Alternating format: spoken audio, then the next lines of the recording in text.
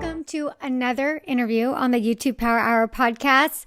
For this week, I'm going to be interviewing Morgan Stewart of The Beauty Breakdown. My name is Erika, the host of the YouTube Power Hour. If you're new here, make sure you subscribe because I have new interviews for you every single week.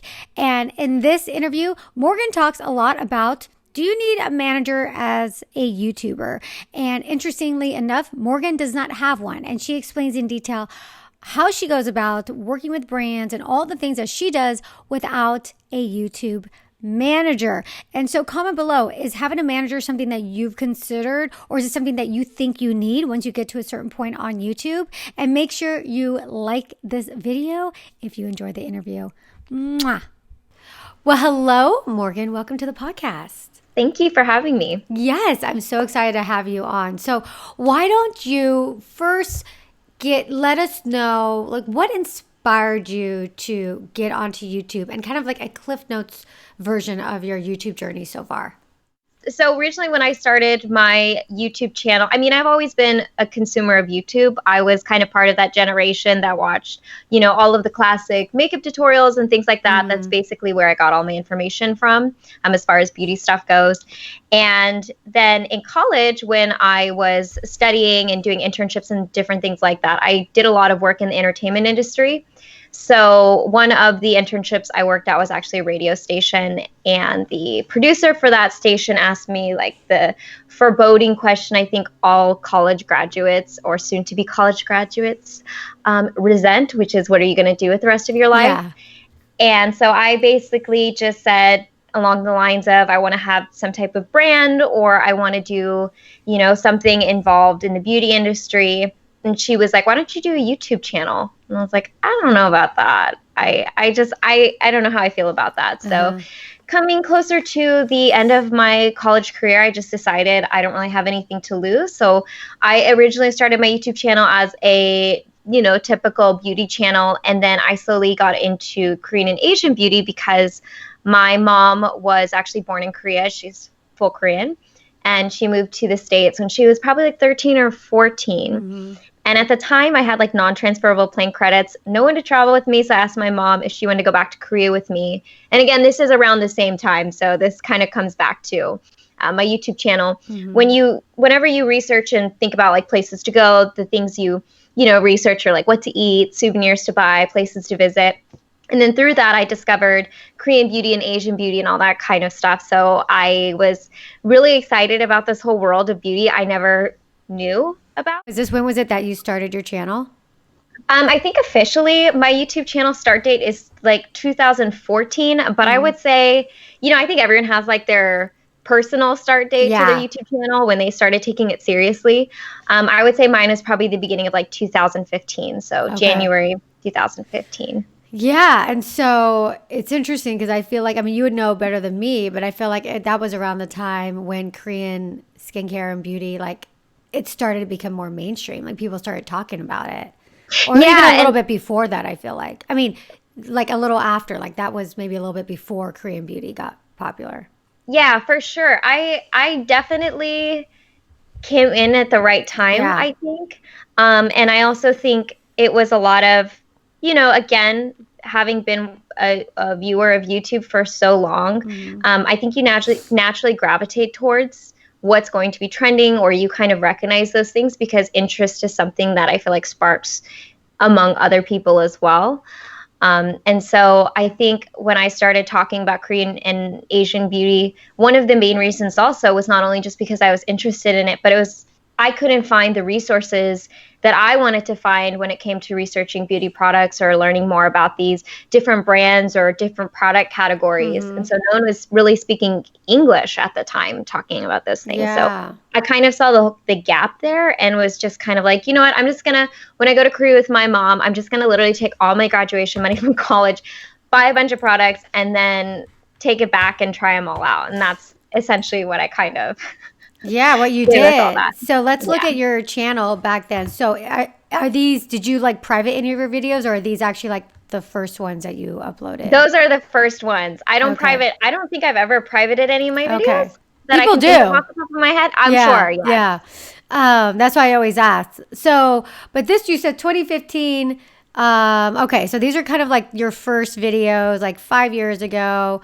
Your first one was a hairstyle video, and then you did kind of hair videos, makeup videos. So when you first started, though, were you thinking you're just gonna do beauty, and then this idea of like the Korean beauty kind of like came about? I never really had like an initial plan. Okay. I just I wanted to just start one. And so that's kind of things again, like I just wanted to talk about things that I thought were interesting. Mm. And so, going to the gym at the time, I was like, there's no cute hairstyles out there. Okay, Yeah. so I'll do a video on that. Okay, I use hot rollers a lot. And so I used hot rollers on my hair this morning, actually. Yeah, yeah. And So so I you're still like, do I that. use that and I'll talk about it. And so Exactly. then at what point then did you kind of make that decision about the Korean beauty? You can kind of see like that for that Korean ojang like style Yeah. ombre gradient lip look. Uh-huh. That was probably when I started like researching products. And that's kind of when I recognized like, oh, there's like different ways to wear makeup that are popular. So I think when I did that, I didn't even have any Korean beauty products in hand. I think I was doing that pretty much fully with like Western beauty products. Okay. I just saw the trends and wanted to try it. So that was before you went to Korea Yes, with your mom. I'm pretty Okay. sure. I mean, I could be wrong because it's been so long, but I'm pretty sure that was like in the process of me doing all my research. Yeah, and then you do another Korean style. And those like, obviously now they have way more views than they did, I'm sure, when you first uploaded. How did those Korean videos do when you first uploaded them at the time? Probably not that like Not that great. Yeah, I don't know if I remember the gym hair tutorial doing really well. Okay. And I remember thinking like how funny is that because I was like literally my first video. Yeah. And I remember probably like a year into it, I started hitting like on average like maybe 500 views per video. Okay. And I remember thinking that was like really good. Like I was consistently getting a base or like viewers. Yeah. So even at the time when I probably posted that Korean Ochang ombre lip tutorial, I don't think I had even a consistent base or viewership at that point. What video was it where like, oh, okay, like this Probably, yeah, you see where it says the huge Korean skincare haul? part 1 and part 2? That's when I first, and then the fashion haul, that was post coming back from Korea when I just picked up a bunch of the products. And I think even if you watch those videos, you can tell I'm still kind of like new to the products themselves. Okay. And the brands. And so I just, did my best to figure out maybe what a lot of people were buying, but also just going there and trying the products themselves. They're really good about when you go shopping in Korea.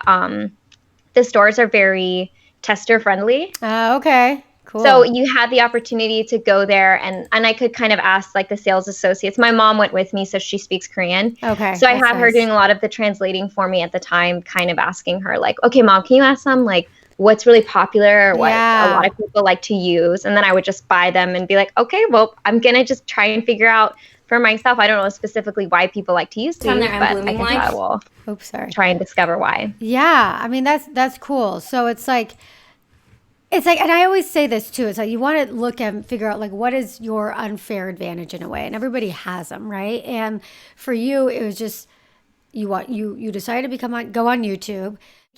We weren't talking about Korean products really in English. Like were you able to find much when you searched in YouTube?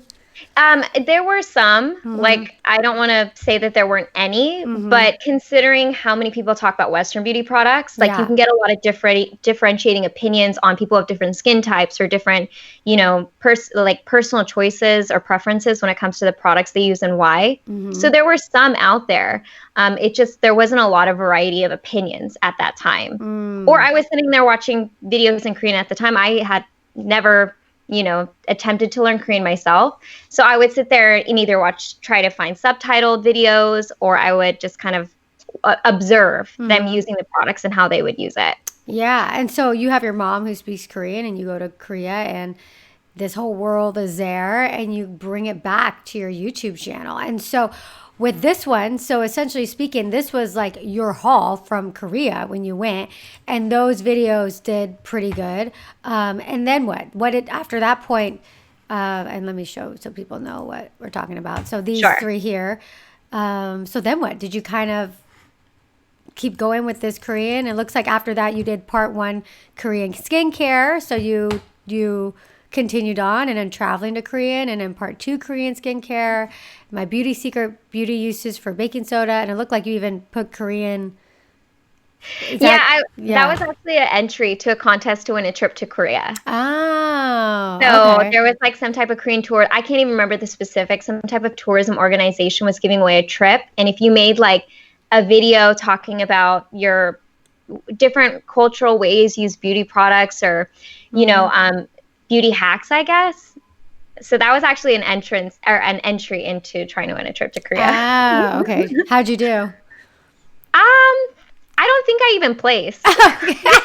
You're like, well, at least I tried. Okay. Yeah. And that got 500 something thousand views. So there you go. So, okay. You had graduated from school, from college at this point. You had started your YouTube channel. Were you working on it full time? No, at the time I actually had a job. Okay. So I, right when I graduated college, I was doing like online writing for different like platforms, like just posting articles for them. Mm-hmm. And then I had a full-time job that I was doing also at the same time. That was kind of like a food-based job, I guess. And then as soon as I luckily at the time I was living with my parents, so I kind of had that flexibility of not having to, make sure I was making rent every month. Yeah. Which that's nice. I felt very, blessed and fortunate that I kind of was able to use that time to be, the struggling artist or struggling YouTuber without really struggling. Yeah. Yeah. And then as soon as I think I hit maybe like 50 or 60,000 subscribers, I was able to kind of like leave my job because I really wasn't happy with it. What were you doing exactly? It was basically for a startup. Oh, okay. So it was okay. like a job that I wore a lot of different hats in. Okay. And the reason why it was kind of difficult for me was I was given really no direction. I mean, it's a startup, so they kind of don't have any direction to provide you. Yeah. But it felt a little disorganized, to put it, and from what I remember. It's been so long anyways. Yeah. Yeah. But it was basically talking about bringing like locally grown farmed foods to homes. Yeah. And at the time, I think Amazon Fresh was getting popular and like all of these home like grocery shippers shipping groceries to your home were becoming popular. So this one I think just kind of fizzled out because it couldn't compete with the other big companies that were doing it. Got it. Okay. And so then you quit your job. How long did it take you to get to about 50 or 60,000 subscribers? Probably a good year and a half, I want to say. Yeah. Like I said, I remember kind of for the first good year, I was getting like 500 or 700 views kind of in that ballpark. And I remember being like, wow, that's really good. Like I'm getting consistently like in the triple digits. And I remember being like excited about that. Yeah. And then when was that next level that kind of took off your channel? Did something happen? Or was there a video? It was kind of with Korean beauty becoming popular. And I think one of the reasons Korean beauty started becoming popular was because the difference of products and ingredients, like the types of products. And I had done this like eyebrow tattoo thing. I don't know if you'd ever seen them where you like put the gel on your eyebrow and it kind of tints your eyebrow. It more tints the skin under your eyebrow. Got it. And you peel it off and you kind of have like a long lasting, maybe 7-day eyebrow. Okay. With the idea. And so that was when I had finally gotten like one of those like viral videos, I guess you could say, like that did really well. And which is that it's still to this day your highest viewed. Yeah. 2.8 million. Hey, I'm Jamie Opiani. And so I think that's when my channel really took off was that video. Okay. And where did you come up with this video idea? Again, it was just kind of like I used to love, and I still do, like getting the newest products and trying the different launches. And when Korean beauty again started becoming really popular, they had a lot of like really cool different products that I'd never seen before. So this was something to me that I was just kind of like, a lot of my inspiration comes from my own interests, my own personal interest in what I think is kind of different or cool. So this was one of those products that I was like, what the heck is this? Like, I've never seen anything like it. Yeah. And then I think part of it too is like, I mean, look at that's interesting. Oh my gosh. Yeah. So, I mean, everybody loves like a before and after. Everybody loves kind of like a transformation and like this kind of fits in with that. I think, because people probably wanted to stay and watch until the end and see what it looked like. Yeah, and I think I think this was good for my channel because it brings a lot of viewers, and this wasn't completely outlandish for something on my channel. Like I'm totally open to trying these types of products. Yeah. So I think it brought a lot of people to my channel. This was kind of the era that like testing those weird products out was really popular. Yeah. Mm-hmm. So, I mean, and I want to talk a little bit about your thumbnail because I think part of the success of this video is this thumbnail. Sure. So how did you come up with this thumbnail idea? Because it looks like almost as if your eyebrow is like you have no eyebrow. Yeah, again, this was kind of that era of YouTube where you really needed these types of thumbnails to catch attention. And I think you still do in a way. Yeah, but you know, I think people have kind of like, you know, they've moved past like just kind of like, oh, whoa. Yeah. But that thing had actually pulled out a bunch of my eyebrow hairs with it. I must just have fragile eyebrows because I'd watched other people use this product and not have the same experience as me. Okay. And I think I also actually, ironically, you're supposed to pull it against the grain. Oh. And I pulled it with the grain thinking that should prevent ripping hair out. So I don't know if that's why I did. Oh. But so I wanted to convey that in the thumbnail because I was like, well, if I'm going to lose eyebrow hairs, I might as well as show people that I'm losing eyebrow hairs. Yeah. Which I don't think that people necessarily loved that. But at the same time, I think when it comes to making thumbnails, as long as you provide quality content behind them, like this is obviously to catch attention. And with the saturation with YouTube, you really do need these kinds of things to catch attention.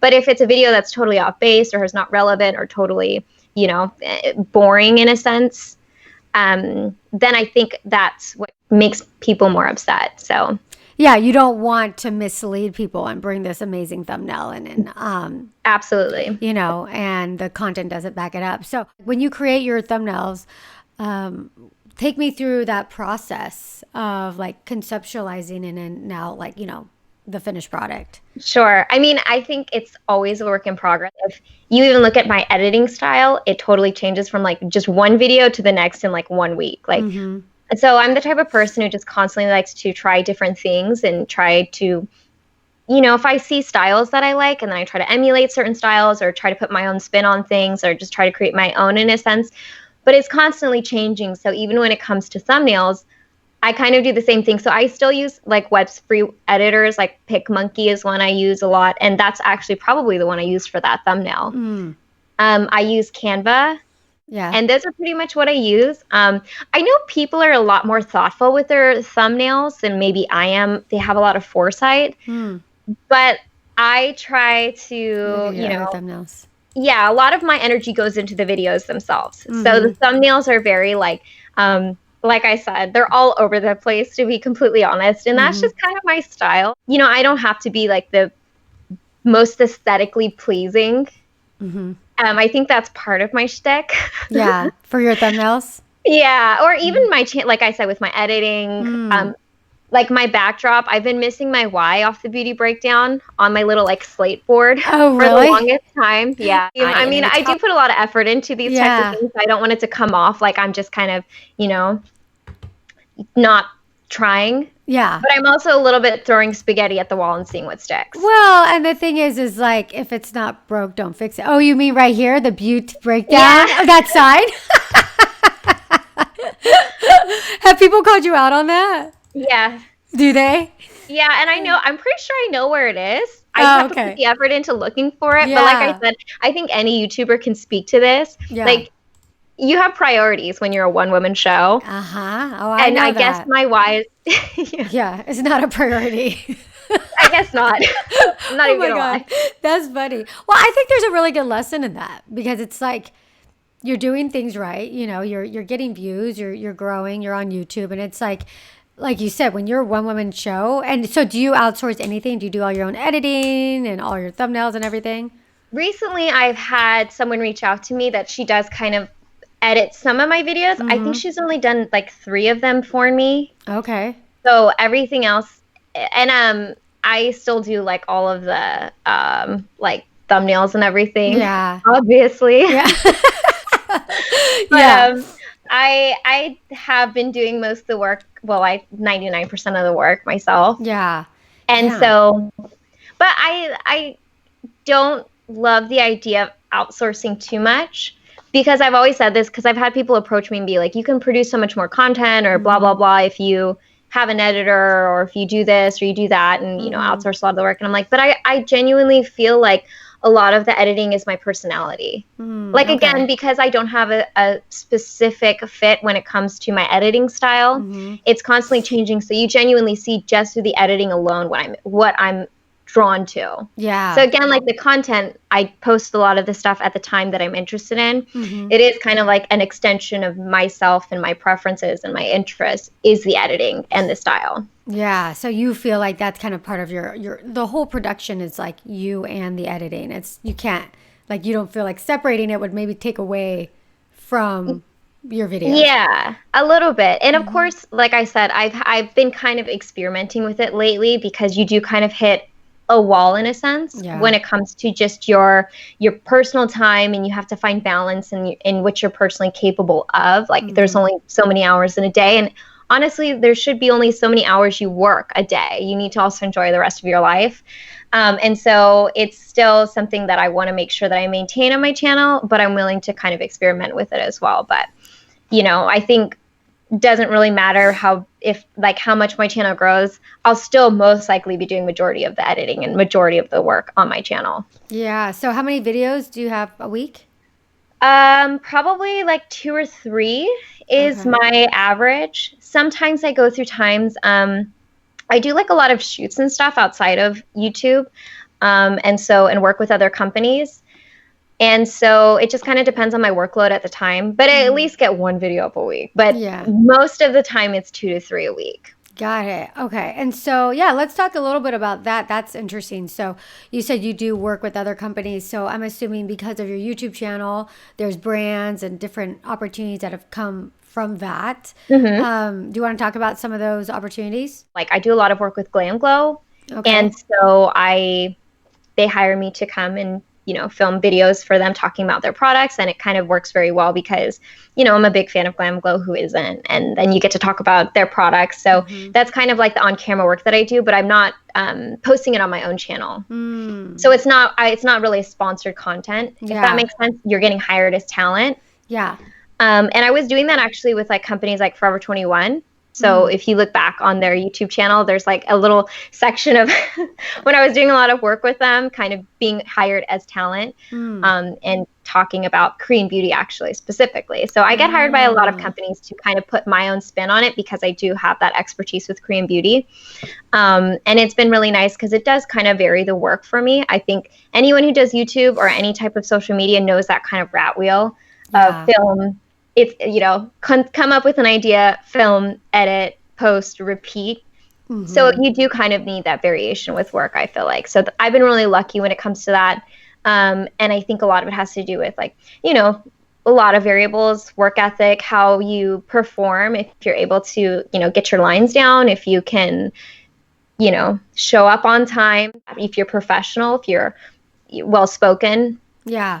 And so I've gotten a lot of work just by not only doing that, but kind of, you know, from doing well with those companies, they kind of recommend me to others. Yeah, so that's what I was going to ask. So are these companies reaching out to you directly? Do you have a manager that manages all that, or how does that go down? They just reach out to me directly. That's okay. Actually another question I get asked a lot is like, how do you not have a manager at this point? Yeah. And especially by working with so many brands. Yeah, you know, to be completely honest, I would be open to one, but I'm very particular. So when it comes to finding management, it's hard to find someone that will see that vision you have, in a sense. Okay. And trying to find someone that will represent you and also kind of have your best interest at heart can sometimes be difficult. Yeah. Company or like on a personal basis, or even like company wide. You mean from like a manager itself, or like the management company? Is that what you're referring to? Both. Because I've been approached, don't get me wrong, from like agencies and things like that. But I am very diligent when it comes to, like, you know, almost having my own interview process. And a lot of them just don't necessarily align with what I want with my, not only platform, but like, you know, your public image as well. So this is like interesting. So, without obviously like naming names, though, like what would be like a non-negotiable if you're having an interview with, say, a management company and you hear something, you're like, no. What are some of those things that you're like, no? Exclusivity.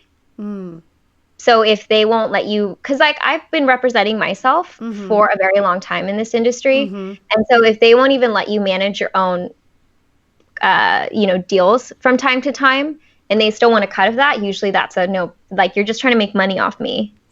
I feel like almost all managers want that. And sometimes what I've seen is that you can provide them a list of names that you already work with. You say, okay, these are my people. But for the most part, what I've seen and heard is that if a manager signs you on, like moving forward, like any new deal you get, they want, like they kind of represent you, like you said, everything. Right. Right. And I mean, obviously we're kind of umbrella putting all of this under an umbrella. Yeah. It obviously varies from company to person to agency, but I'm totally okay with them making their money. Yeah. Because I completely understand that side of the coin. I get that if you bring jobs or you bring brands, bring me to them, then of course you kind of get that like connection, and also negotiating payment. It's just, I've seen it too. And I've actually talked to a lot of my friends about this, who are, also doing social media. Okay. And it just kind of, I hear the horror stories of people who are under like networks or agencies, how they feel like they're ignored. They don't feel taken care of. They feel like they're getting, this, I won't throw out numbers, but they're getting a very high percentage of what I'm making. And I'm basically doing all the work and they're just throwing the emails toward me. Yeah. So it's like, I'm very cautious with those types of things. I think if I were to ever get, have management, I would prefer someone who's, an actual person. But yeah, like I definitely put these companies through the ringer whenever I hop on phone calls with them. And, a common question I think people should ask is like, well, then how many people are you representing? So for example, like they'll say, oh, you'll have a personal, someone who's personally going to be looking at your brand and trying to help you with growth. And they throw these terms out at you that it all sounds good. And a lot of times, they'll put their biggest influencers in front of you and say like, see, we represent this person, this person, this person. Doesn't this look great? We help them negotiate this deal with this big company. But at the same time, I think a good question to ask is, okay, well, what are you going to do for me? What about my brand or my channel do you see that has the potential for you to grow? Because that kind of pushes them to say if they've done their research, what they think about your channel, if they've actually taken the time to assess a personal plan for you. Because I think that's really important to hear. You want to hear how they're going to help you if they're going to be taking a big cut of your money. I remember one time I was talking to a company and they're like, oh, you'll have your own personal person to go to if you ever have any questions or you ever have any like brand partnerships that you want us to work on. So they were like, we have, 50 people who work on these types of things. And I was like, okay, but how many people do you represent? Yeah. And they're like, oh, ratio. Yeah. They were like, oh, we, max our people have 10 that they represent. I was like, but your website says you have 1,800. Yeah, that doesn't add up. Yeah, and they call have them out on it for me. So it's also, I think you have to do your own due diligence and do your own research and make sure, you have to protect yourself in this industry. Everyone has their own prerogative and motivation. And so you have to do the research and know your numbers. You need to know what your value is when it comes to talking to these companies. And having said all this, I'm not against it at all. I'm just saying, like I said, do your due diligence and be protective over what you built. Yeah, no, I think that's really, really good advice. And I also think you want to distinguish between like a network and a manager. Because I know like a network is like you said, like a company, and they basically manage your channel and they take a percentage of your AdSense, and they have a whole bunch of YouTube creators, and manager would just handle brand deals. And I know there's some that do both, but there is a distinction between the two of them. Have you found that? Yeah, and there's like a distinction, even like an agent, manager, MCN, network. Yeah. And now I'm seeing this thing, digital talent agencies. Yeah. So what is that exactly? Well, I mean, I I haven't talked to one recently. It's probably been a couple months since I've actually, sat down on a call with a digital talent agency. In my head, they're just kind of a rebranded MCN, to be completely honest.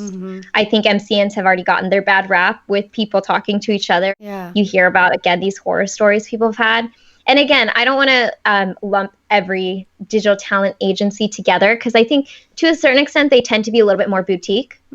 So they do tend to represent a smaller amount of people.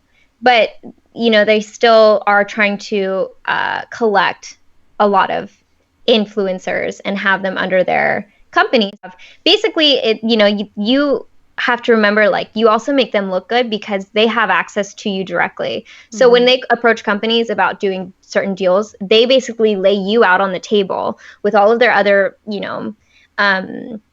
talent. Yeah. And they say, these are who we have access to. These are who we manage. So like I said, I don't think that they're a bad thing. Like, I definitely see the value in them. I understand that, like, especially when it comes to networks, I think they're still a thing. I think people are still under networks. Yeah.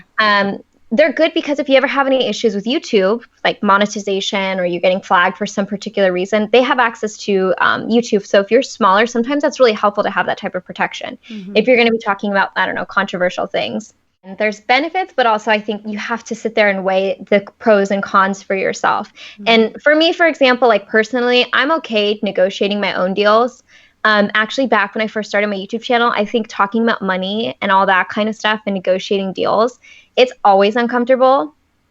I remember being like, how do I even approach this topic? Like, it's just weird. Yeah. But I'm providing a service. So obviously, like, I want to talk about, mutually beneficial, like being mutually beneficial. How can we work and collaborate together and make a partnership?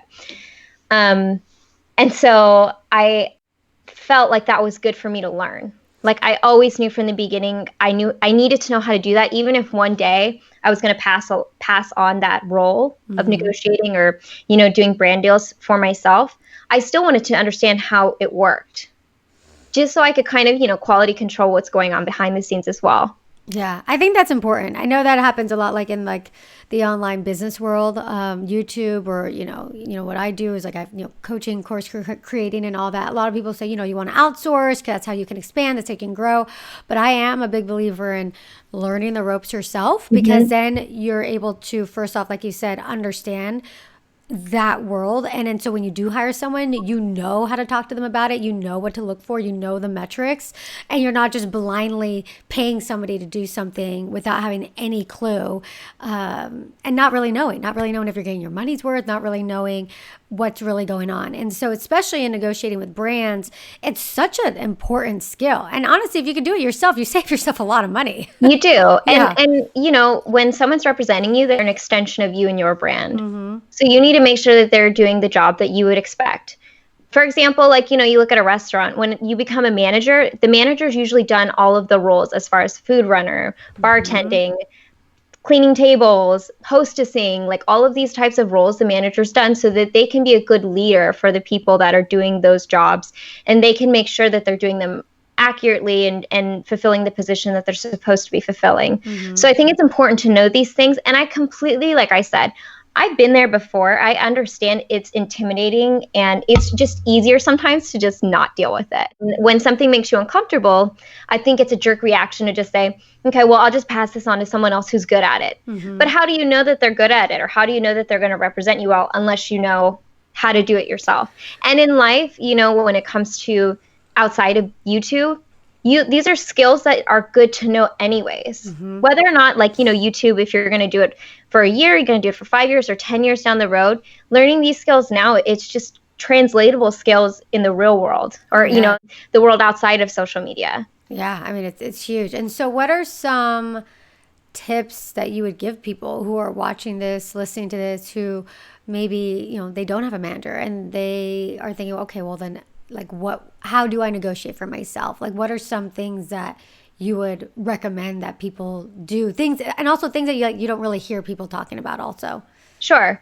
I mean, I think a lot of it's trial and error. It is a learning experience. There's no question about it. I've probably negotiated deals terribly on my own behalf. I kind of can take away from those experiences, like, okay, this is where I did well. So I think it's good to learn these things. And you don't learn anything by succeeding at them. You learn from messing them up sometimes. Yeah. So I think being okay with that and being comfortable with that. And the thing about it is like there's really no timeline. There are people who hit their success way down the road in YouTube, when they're 5-6 years in. And there's some people who hit it in their first month. Mm-hmm. So give yourself that chance to actually try to do it yourself, I think is very valuable. Mm-hmm. Like no one says you have to, join a network or agency right off the bat. No. A lot of times they'll try and sell you on the idea. And again, I'm just kind of grouping these together because I realize there are certain nuances to different companies and benefits and pros and cons, like I said. But you can do it yourself. There's nothing that says that you can't at least try. Mm-hmm. And if you're just the type of person, like I said, I totally get it. It's not a fun topic talking about money or negotiating. And even outside of that, like I said, having those contacts with YouTube, when you're smaller is very helpful, or just knowing the ropes of being professional. Because I think that's also something that is super important when it comes to social media, is being professional, timely. Having your rate card, I think is really nice and a good professional touch. Trying it out yourself, I think is really helpful. You don't have to sign to anything right away. And also if you want to do one, you want to try it, my biggest recommendation is also check the terms. Don't sign away for like 3 years of your YouTube career. Mm-hmm. If you want to try it out, if they really want you, if they really believe you, they'll give you a shorter term. They'll say like, okay, let's try it out for 6 months. Mm-hmm. And so what would you recommend if a brand is reaching out to, say, somebody and they're like, okay, we'd like to partner with you. Let us know. Sometimes they'll throw it out there and be like, okay, we're interested in collaborating. Do you have a rate card? Like, what do you tell somebody who is kind of new to this? Yeah. How to navigate all that initially. Mm-hmm. Mm-hmm. I think the best thing to do is know your own worth. Mm-hmm. I mean, you have to be your own advocate. Like you have to advocate for yourself a lot of times, mm-hmm. but to advocate for yourself, you have to know what makes you unique or different, or what are you really good at, or what are your strong points? Why do you think companies would approach you or want to work with you? And I think in knowing that value, you can start to kind of piece together what you think you're worth monetarily, and the type of deliverables you think are a good exchange for whatever you're asking for. So again, a lot of this is really trial and error. Also keep in mind, there are a lot of companies out there in the beauty industry specifically. And so if it doesn't work out with one, it's okay. It will probably work out with another. Obviously, again, I'm kind of just lumping all of these together because there are a lot of variables that go into brand partnerships. You need to obviously try the products and make sure that there's something that you stand behind, research the company themselves and make sure that what they stand for is something that you're okay getting behind as well. But if everything lines up, there are a lot of companies that will probably work for you. And, if you provide good work with them and you guys work really well together, a lot of times companies will come back and say like, hey, we loved working with you last time. We love the work that you produced. Let's do it again. Then that's a good opportunity to say, hey, I want to, talk about maybe a long-term deal. You can negotiate, a package. If we do a couple of these things together, maybe we can, we can price it at this just mm-hmm. to kind of, I guess, put it in layman's terms. Yeah. But there's no rules mm-hmm. when it comes to these things either. Like there's really no right or wrong way to do business deals, negotiating, because it's all on you, right? Mm-hmm. Yeah. So I think as long as you feel like you're getting your worth, you feel like it's a fair deal, you're learning from it, I think that those are all really good things to take away for negotiating. So again, it's kind of hard to give you a formula right off the bat because everyone is very different. Different companies even are very different, like the way that they approach you are very different. But I think just having it set in your head when you talk to companies, like, or what am I good at? Where are my strong points? Yeah. Knowing your numbers. How did you figure out your worth? Like, at what point did you know, okay, because I know that's the biggest question that everybody has. It's like, okay, well then what do I, like when people are like, oh, what are your rates? And some people are like, I don't know what my rates are. And like, you say, okay, well, know your worth. But there's this whole thing of like, well, I don't know. I don't know what my worth is because I don't know what other people's worth is. And like there's no, like you said, there's no formula. No one's really talking about it. There's no numbers out there. So nobody knows. Mm-hmm. So how did you figure out for yourself? the whole process of it for me, I probably didn't even have a rate card, like an official rate card, until like a year and a half in, 2 years in. Yeah. So when I think back about some of the deals I negotiated, like when my YouTube, started becoming big, I was like, ugh. Yeah. Like, You're like, how could I do that? Yeah. They got a deal. Yeah. I was like, oh man. Like I said, companies have different approaches. So some will just kind of email you with a number and say like, this is what we're looking for and this is the number that we're willing to pay, or these are what we're willing to exchange for services, whatever, however you're planning on doing your deal. And sometimes they'll reach out and be like, what are your numbers? So I think I kind of and chose from like numbers I was getting sent, because I was like, okay, these are reputable companies. Like, I don't think they're going to lowball me. Yeah. And again, I'm not a professional, I can only speak from my own personal experience and what has worked for me. So I can't say that this is the standard across the board, how everyone should do their, formulating the rates or anything like that. Because I know, like, the only thing that I think is Googleable is, like, some type of formula you can put in your views, times, like, CPM, like, all of those, like, There's Social Blue Book is out there, too. They have some numbers. Yeah. So, but, like, for example, for me, working with Korean beauty companies, I'm probably more valuable to them than than maybe someone else who's never talked about Korean beauty. Yeah. Because then they don't have the education curve that they have to have with me. So and you have the audience too. You have the people that are and they interested. don't have, and I think a lot of especially when it comes to Korean beauty, again, I'm speaking from personal experience, and Asian beauty, there is a little bit of a learning curve, because you have to know why a product feels this way, or why these ingredients are in it, or how come this eyeshadow comes off like this, and know the benefits of having the product is formulated like that, or it looks like that, or so I think in knowing that, they don't have to spend the time training me in those types of topics. So I think, having said that, that's kind of like how I reached my value, in a sense. Like, talking about me, knowing what makes me different, that would be one of the things that I know is my strong point. Or, for example, like, I talk a lot about skincare. I know a lot of people who are in the beauty industry, they're like makeup. There's a lot more makeup people than there are skincare people, because skincare is a little bit more technical. Like, you can look at an eyeshadow and be like, oh, it's really pigmented, versus like a skincare product, you have to say or know kind of like why these ingredients are in here and what they'll do for your skin. And again, I'm not an esthetician, I'm not a dermatologist, I'm purely a hobbyist at skincare, and there are plenty of other people who know a lot more about skincare than I do, but I know just enough to get by. Yeah. And so again, that would be something else that I know is on the pro of working with me list. Yeah. And you know what? It's an interesting point, and you haven't mentioned it yet, but I think a lot of this boils down to really having a good niche on YouTube, because it's like, especially in beauty and makeup, it can be a little oversaturated. And it's like, you mentioned this before, like, how do you distinguish yourself? Like, what makes you stand out? And a lot of people say, well, you don't, having a niche is dead. Do you really need it? And I always say, well, you don't. There are people that don't have niches, but having a niche really does help you if you do decide to work with brands in the future, because you're cultivating an audience that's interested in a very specific thing. And like you said, you're also establishing your authority in that specific topic. Yeah. And I think, niche nowadays, it's not so textbook anymore. Like, niche can be even something like, hey, I'm the girl that's like totally fine looking crazy, trying products on, and I don't look super cute. Yeah. And so, or having the entertainment value of your videos. For example, like, I've seen plenty of people talk about makeup that you wouldn't conventionally look at and be like, I'm going to go for them to learn how to apply eyeliner. But you go to them because it's funny, they're watching. Crazy they're funny. Yeah. They're relatable, or they're funny, or there's something. And it's like you said, it's like knowing where you stand out, like knowing your strengths, having self-awareness to know, like, okay, this is me.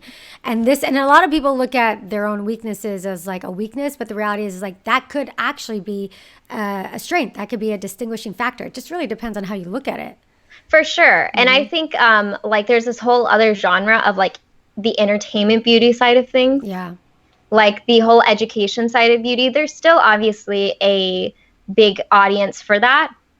But I think YouTube is now becoming people's main source of entertainment. You look at YouTube back like 10 years ago, most people were on YouTube for like how to do this, how to apply eyeshadow.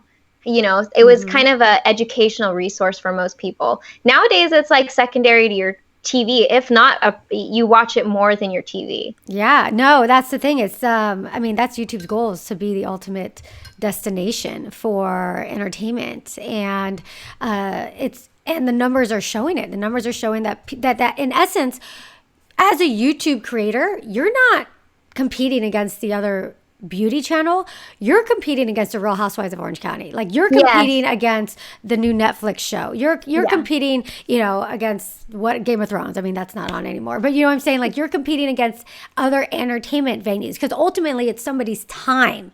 So if they're going to spend an hour here, where are they going to spend it? Are they going to spend it watching a couple beauty videos, or are they going to spend it watching The Bachelor?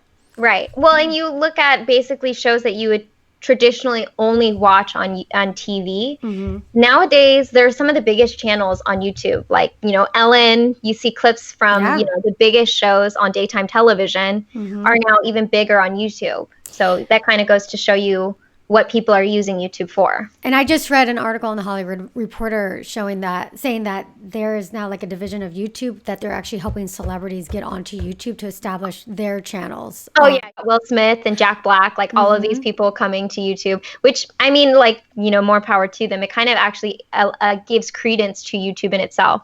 Yeah. I think like a couple years ago, you'd be like, yeah, I'm a YouTuber. Like, it's kind of like, what does that mean? Yeah. Now it's mainstream celebrities are YouTubers, and it's kind of like a thing that's more, it's given more credibility. But what I think is absolutely amazing about it is that in the past, if you wanted to be seen, if you wanted to be heard, if you wanted to do all those things, you had to move to LA or you had to move to New York. And you had to audition. You had to know people. You had to be in that world. Mm-hmm. Today, what's crazy is that people, like everyday people that just got onto YouTube, are now sitting alongside thumbnails from people like Will Smith. It's insane, the opportunity that is there for YouTube. That's part of the reason why, that's why I have this podcast. That's why I have my Zero to Influence, my boot camp, my YouTube boot camp, helping women, because it's such an incredible opportunity, especially for women, because there's no glass ceiling. There's no barrier to entry. Anybody can do it if they want to. Right. Mm-hmm. And it's amazing. Yeah. I mean, it's definitely been really interesting that how people can blow up. Like, the come up from YouTube can be really extreme. You look at someone like Tana Mojo, for example. I mean, I remember watching her videos and being like, who is this? Yeah. And her shtick is not necessarily niche. Her shtick is just being kind of a hot mess. Yeah. That's kind of her thing. Yeah.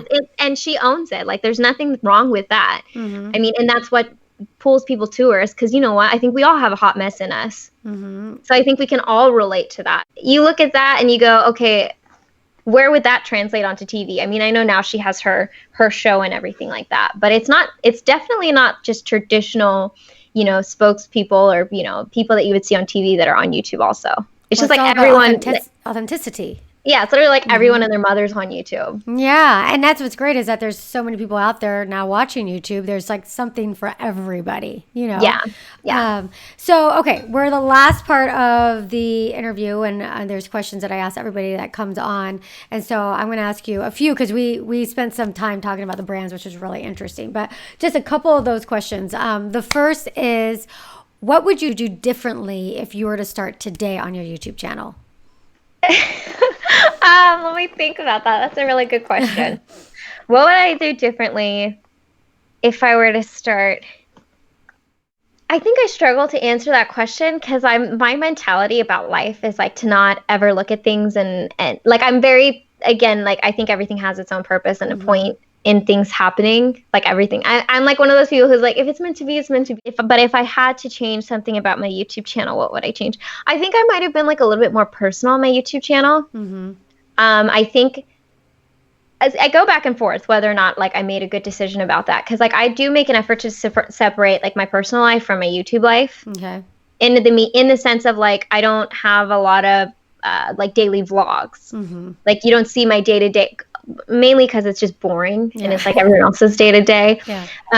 Or like, I'm not very, like, I don't talk about like my opinions on certain topics outside of like YouTube. I don't know if that would have helped my channel or not, or it might have been easier for me to connect sometimes with my viewers. But that's actually why I started streaming on Twitch recently, which is the only reason why I had this like set up. Yeah. Like my mic and my The live mic stream. and yeah. Yeah, but that's kind of my opportunity to kind of sit back and talk and hang out. And I think I look back and I go, I don't know if that was good or a good thing or a bad thing. Because sometimes I hear, like I said, I talk to friends who are also doing the similar thing that I'm doing. And it is kind of interesting hearing like the comments or feedback they get. And I'm like, yeah, I don't know if I could have personally been able to deal with that. Yeah. And I purposely kind of separated out so I wouldn't have to deal with that. So again, I don't know if it was a good thing or a bad thing, but I guess if I were to change anything, that would have been something I would have thought of. Why not just go live on YouTube, or why not go kind of where your audience is? Are you having people go to Twitch and saying, hey, if you want this, come to Twitch, or are you building this new audience there? I think it's kind of a multifaceted type of answer. I think mainly because I didn't want to put all my eggs in one basket when it comes to YouTube. I think it's good to have like other platforms. I mean, I think especially at your size, yeah. Yeah, you look at why people have Instagrams versus YouTube. For me, it was kind of the same thing. Like it's video format, but it's totally different in a sense.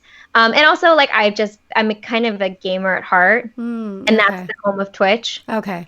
So I went to that because I was like, again, and the funny thing about it is like my audience didn't even know I was into gaming or like had, my PC or Nintendo Switch or anything like that. So I think it was kind of surprising when people were like, wow, you actually do game. And I'm like, yeah, I do. I just never really had why would I be like putting on eyeshadow and be like, oh, by the way, guys, it never just came up.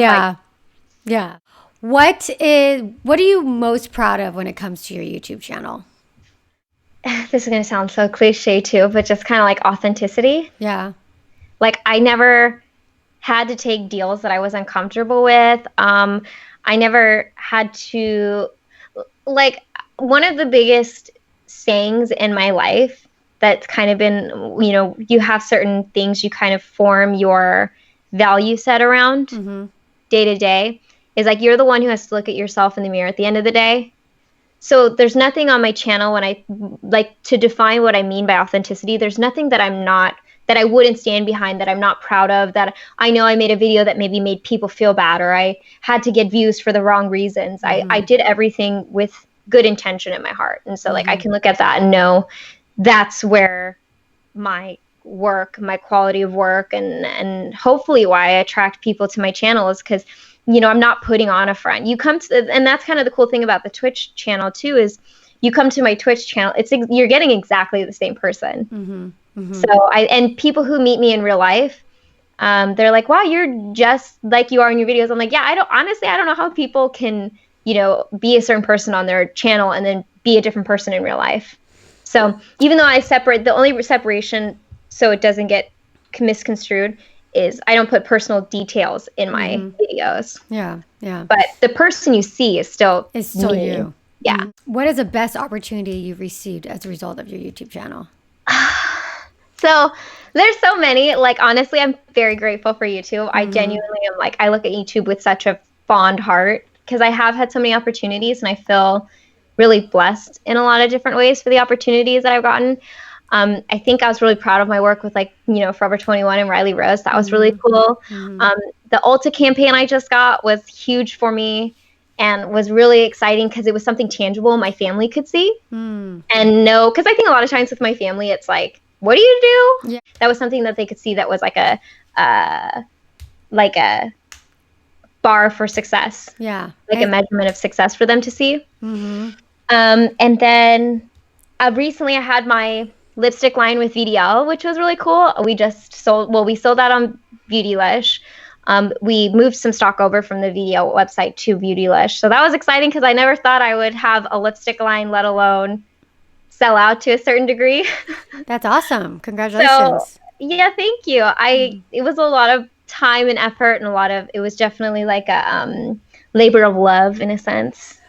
But how did that come about? Did they reach out to you or? Yeah. So I had actually worked with them in the past and right actually when I first started getting into Korean beauty, I think they might have been a newer brand at the time or had just started to become popular as well in Korea. And they really stood out to me. I remember when I went to Korea the first couple of times because their brand and their products were very familiar to me. Like the colors were very bright and pigmented. The actual products they were offering were very Western in a sense, like what I had seen, in Sephora. And when it comes to Korean beauty, there's certain trends when it comes to what's popular in Asia. So a lot of the beauty products are shaped around the trends, and they don't always, I think you've probably seen those videos that are really popular, like Korean makeup versus like Western makeup or American makeup. They're very different. Both very unique and pretty in their own ways, but very different. So the products are tailored to those trends. So VDL for me was a company that I looked at and I was like, wow, they're doing something different here in Korea that I recognize and I can relate to a lot. And so coming full circle, having worked with them a couple times and then given the opportunity to do this collaboration with them, I was like, you guys, I don't even know if you know how much sense this makes. Yeah. Well, maybe they do. That's why they asked you. Yeah, I'm sure, but that's amazing. So I saw on your YouTube or somewhere it was sold out. I mean, are you going to be doing more, or is this it for now? It is a limited stock. And so when it's sold out, it's sold out. We did split up the inventory on to VDL US, their website. And then also we wanted it to be on Beautylish because I have a lot of international viewers. So it didn't make much sense to me to not be able to get those products in the hands of my international viewers. So we sold out the inventory we had on Beautylish. We moved over more inventory from VDL US onto Beautylish. And I checked last night. We're actually close to selling out of a couple of the shades again on Beautylish. So wow. We're congrats. Yeah. And you know what? And what's really rewarding to me is like seeing the feedback that people have had, like the excitement around it. And because when I was picking the shades and going through that whole process, my whole goal was really like, we need the shades that aren't seen a lot when it comes to Korean beauty. When it comes to Korean beauty, it's a lot of pinks, a lot of reds, a lot of corals, like a lot of those bright colors. I wanted unique colors that would be difficult to find when it comes to a Korean beauty company. But I also wanted it to work well on, Asian skin tones, because I know for me, trying to find nude lipstick shades in particular is really difficult, just because a lot of times they're not tailored to my skin tone. Yeah. And so that was really a big goal for me. It was like, we need some nudes that fit well with like our Asian skin tones. And we also need some other colors that are just staples of mine that I tend to gravitate towards to, I wanted to have that connection with my viewers. And so it was just kind of cool to having put so much work and almost being self-conscious in your choices, because you want it to fit your audience so well. Like you want it to, you're kind of representing your audience in a sense when you do something like this. Yeah. You want them to have it be perceived positively. So to get that feedback and actually see people wearing the colors and be like, yes, finally nude, finally this. It's been very rewarding. That's amazing. Well, congrats on that. And then last question, what is your YouTube superpower? So what is it about you that comes very naturally to you that you think has contributed to your success? Probably just being like a goofy person, like not taking like makeup too seriously. Like I'm the first one to say I'm not a professional. I'm just a girl playing with makeup. Like I'm a hobbyist again. Yeah. And so I think that's kind of like my YouTube superpower, is just not taking it too seriously, realizing it's fun and it's something you wash off at the end of the day. So and also like my laugh, I guess, is my YouTube superpower. Like people one like thing, it. Yeah, one thing the people say it sounds like Seth Rogen. Oh, really? I don't know if that's the best thing. Yeah. Well, but it's working. Yeah, I'll take it. I'll say it's like, like how Fran Drescher has like her whole persona. Yeah. Like, okay, I guess that's kind of like my persona. Yeah, that's great. That's awesome. Well, Morgan, thank you so much for coming onto the show and sharing your story and sharing your experiences. And for people that are new to you and want to check you out, where can they find you? So YouTube, it's The Beauty Breakdown. I also go by www.TheBeautyBreakdown.com if you want to check out my website and blog if you're into written reviews or written posts. My Instagram is Morgan Allison Stewart. That's 1L. And then my Twitch channel is Mogi Bear. So I'm all over the place. Awesome. And we'll have all the links in the description down below here on YouTube and on the blog post on the website. And for you guys watching here on YouTube, or if you're on the podcast, come here to the YouTube channel and comment below. Let Morgan know what you took away from this interview. Especially, I think what she talked about with brands was really interesting, and kind of advocating for yourself and being your own manager. What did you take away from all that? All right. Thank you so much, Morgan. Thanks for having me. Bye. Bye.